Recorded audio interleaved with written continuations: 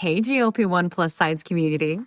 Before we jump into the podcast, please take the time to leave us a 5-star review on whatever audio platform you're listening to the podcast on. Share your story and how the podcast has helped you. This will help us get referred up in the audio platform so that we can reach more people that need our help, our support, and guidance from our doctors. Help us get loud and change things.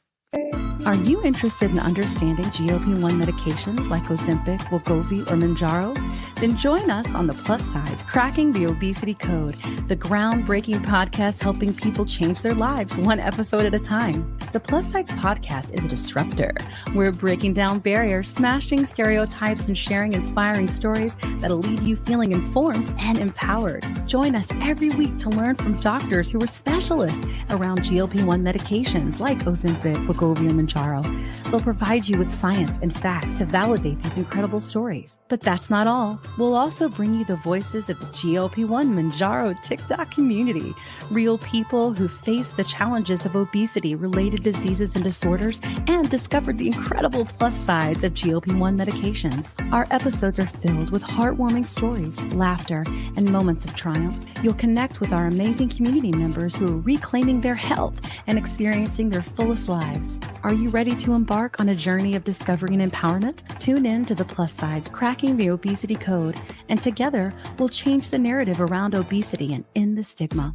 Subscribe now on YouTube or your favorite podcast platform and join our incredible community. Let's celebrate the plus sides of life together because every story deserves to be heard.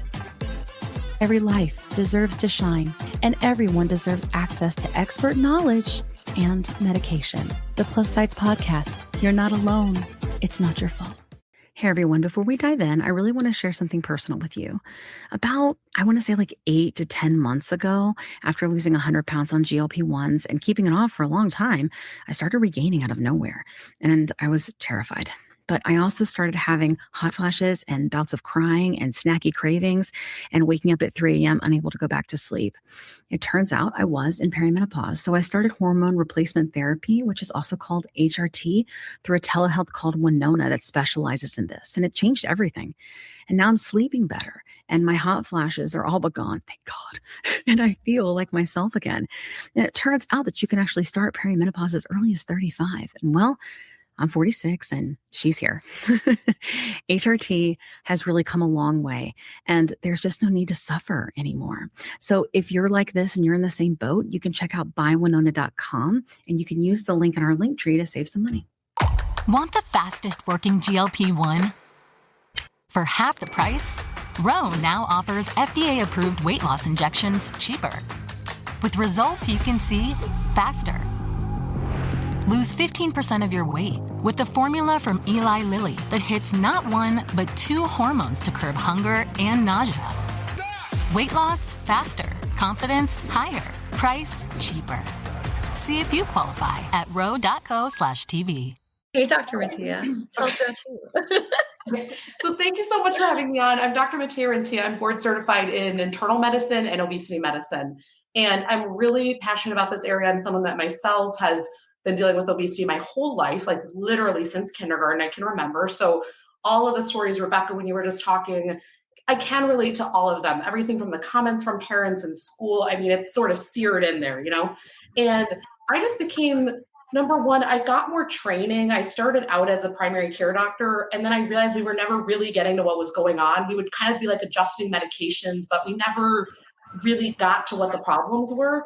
And I found that when I did the obesity medicine board certification, I understood things so much more. So although I'd been practicing for a long time, I felt like I finally got some of that stuff that I was really missing. In terms of these medications, I think that you've heard that they've changed like the lives of a lot of us, you know, and I know that you treat people that, you know, have obesity, right? Like all of us. But I'm curious, you know, in terms of hormones, like Rebecca talked about that quite a bit about she has PCOS, and she talked about,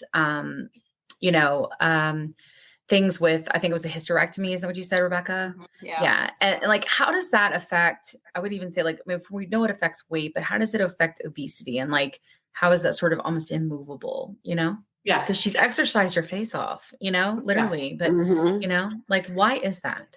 So I feel like, everybody, like, the name of this podcast is, basically eat less, move more. That's not accurate, right?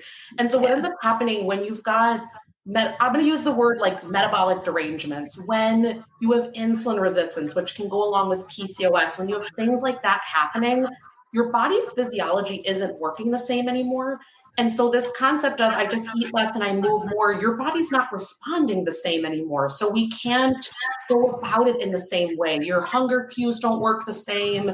You're actually deficient in some of the hormones that you need. You're not responding to other ones that you have a bunch of. That's the resistance part. So things just aren't working properly anymore. Literally, the system's broken. And then we're telling people, well, go do what other people at a lower weight do. And it's just not the same game. Yeah. Makes a lot of sense. In terms of exercise, like we're saying it's not responding the same, but now that we're on the medicine and we're taking it, right? Like our bodies the physiology, like you said, is different. And we are able to exercise. And like Kat has mentioned before, like she can see her areas like toning, like being toned, and like her muscles, like, showing more, even though she's always been very active. Like, what is it that's going on with that? What makes that change? I think honestly, the body composition's changing. So you're losing some of that adipose fat and you're holding on to muscle. And so fat takes up much more room than muscle. So you get this leaner look. You look, it's aesthetically what people are going for. But the thing I really want to stress is that exercise does not help significantly with weight loss. It's massive for weight maintenance. So I always say it's dose dependent for weight maintenance. Like I don't know people that are maintaining weight loss without some form of movement, whether it's walking daily, whatever they like, right? But as far as if you use that as an approach only to lose weight, like I had multiple visits today, majority of them super active women and men that are saying, look, I'm doing all this activity. Why is the weight not down? What the studies show us, there was a really great one that I love. They said 5 hours a day exercise, and people did not, over the course of a year, lose more than 3% of their body weight. That's not clinically significant. So they're busting ass in the gym and the weight's going down. And you feel that, right? When you're doing like 5-6 hours a week, you're like, I'm putting in the work.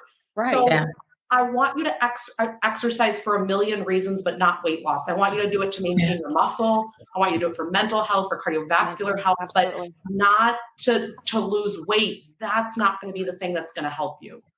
Yeah. Okay. Yeah. Wow. Makes a lot of sense.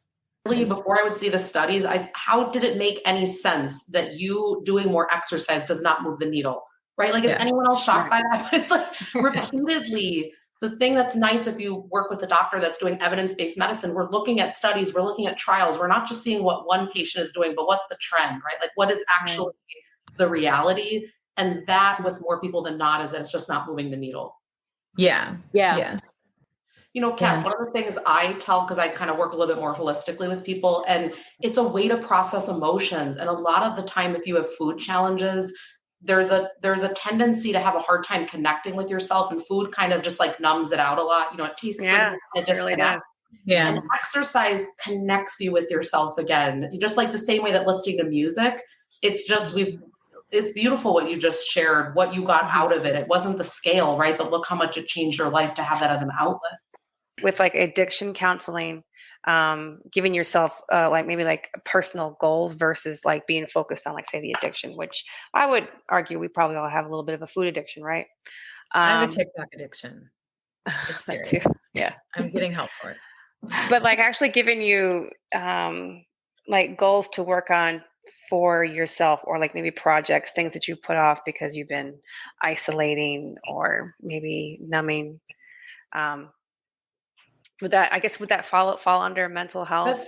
That does. So I want to give you an example because I just thought of this as we were talking. So one of the ways that I first entered this space was through me getting weight loss coaching, because I thought this was before I found obesity medicine. This was years ago.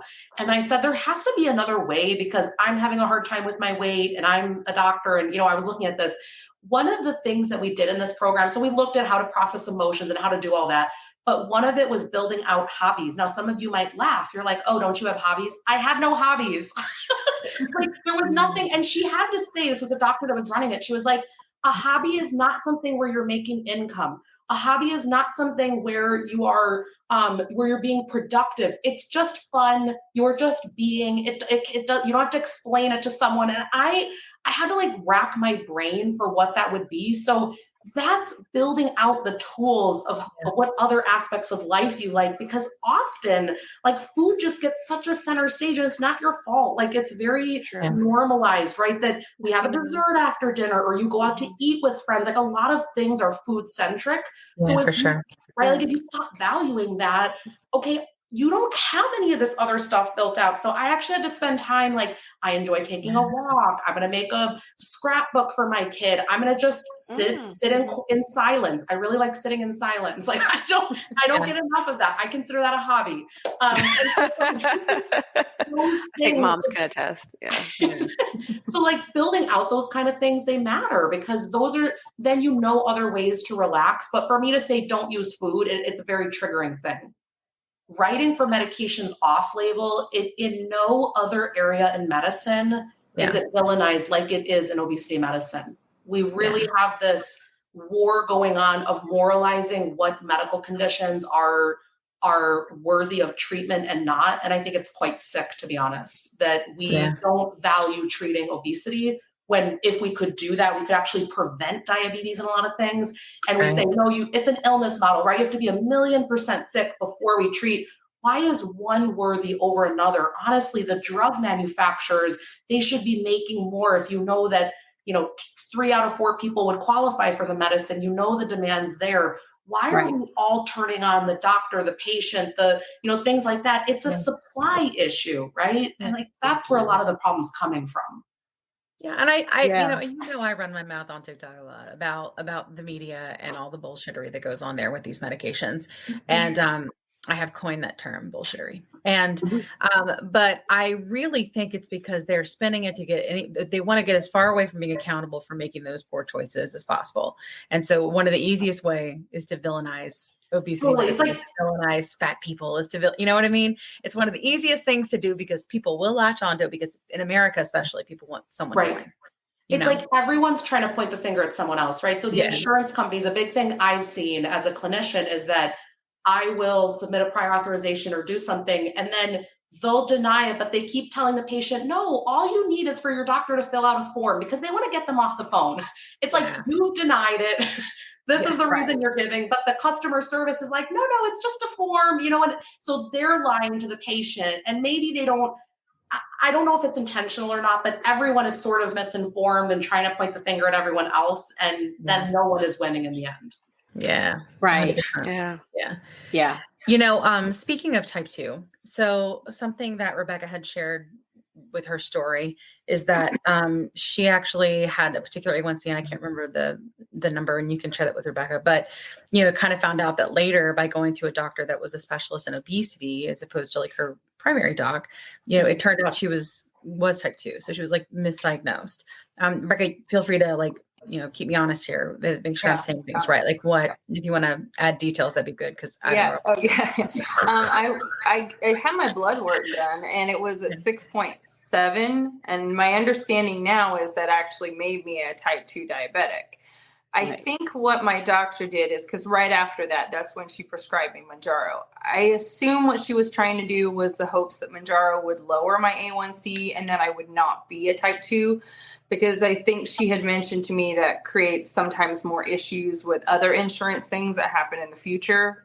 So I'm hoping she was trying to do that in hopes to not diagnose me as a type 2 diabetic. However, with the whole Mounjaro situation, that could have potentially put me in the chances of not being approved with my PA, now. Yeah. So, and it wasn't until I talked to Dr. Mitchell, per Kim, that he was like, well, that actually made you type 2. So this whole time I could have had a PA approval. But my doctor even said that when I went in to talk to her about it, that even with a type 2 diagnosis, she isn't able to get her other type 2 diabetes patients the Mounjaro PAs approved.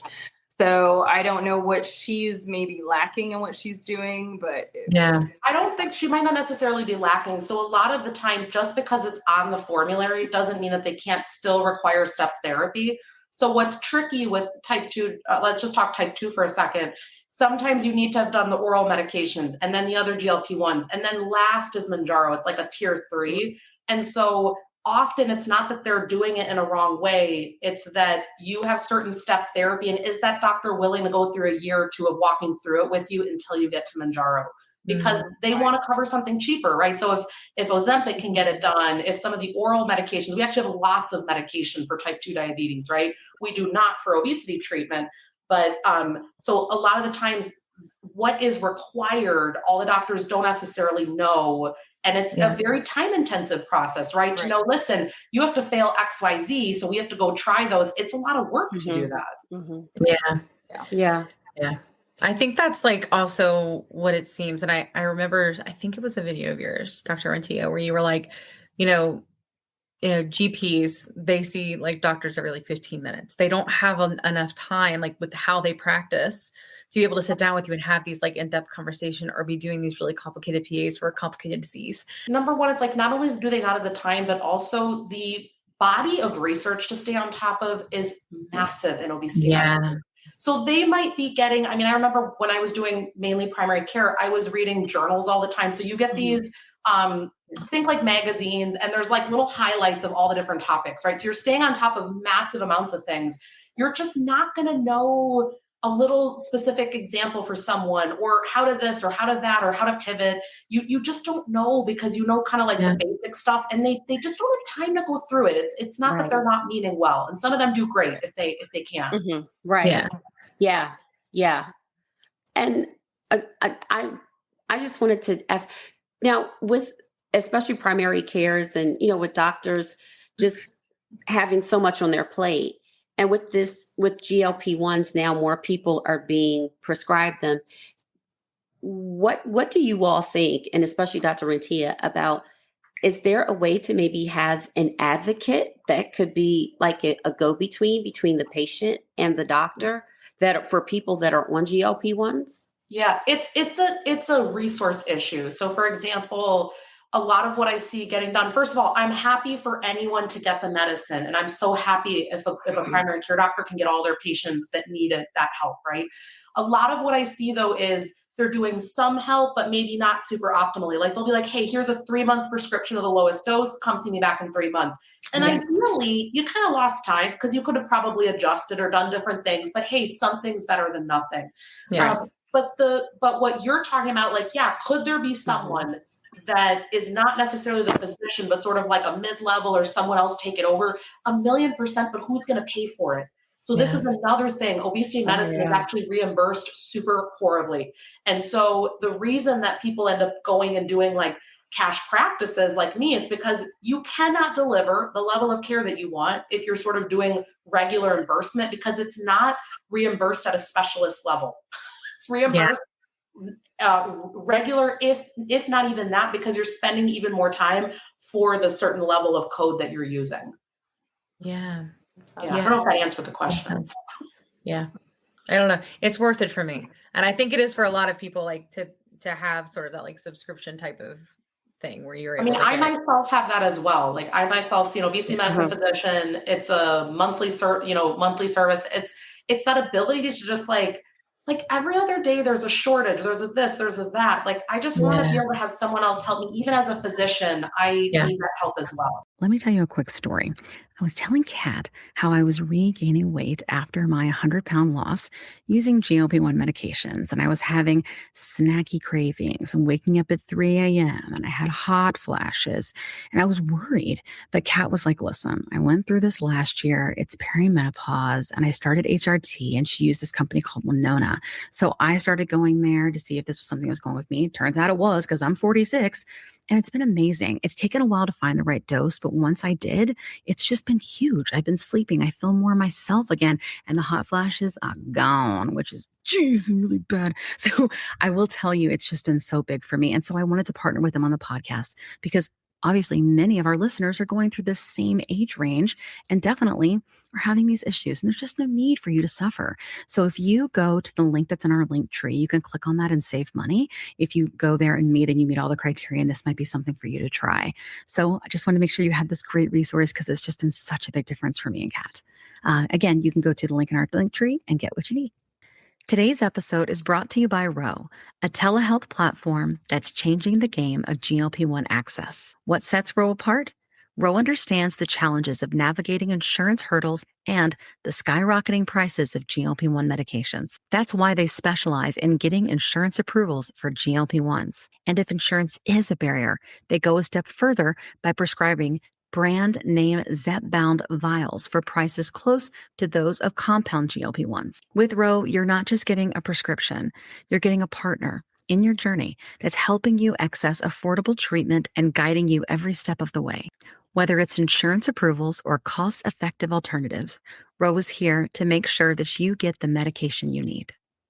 Visit ro.co/plussides with a Z today to see how they can help you take control of your weight management journey with affordable, accessible care. That's ro.co/plussides with a Z, making healthcare work for you. Check out the link in our show notes for more details. Are you interested in understanding GLP-1 medications like Ozempic, Wegovy, or Mounjaro? Then join us on the Plus Sides, Cracking the Obesity Code, the groundbreaking podcast helping people change their lives one episode at a time. The Plus Sides podcast is a disruptor. We're breaking down barriers, smashing stereotypes, and sharing inspiring stories that'll leave you feeling informed and empowered. Join us every week to learn from doctors who are specialists around GLP-1 medications like Ozempic, Wegovy, and Mounjaro.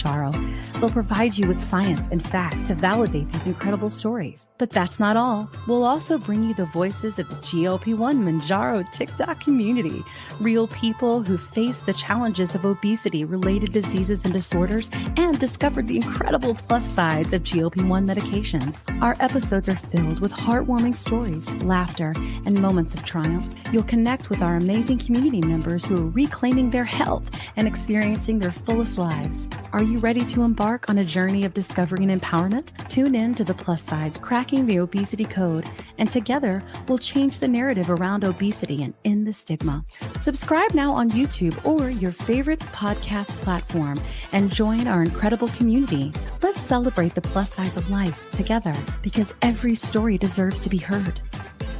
Every life deserves to shine, and everyone deserves access to expert knowledge and medication. The Plus Sides Podcast. You're not alone. It's not your fault.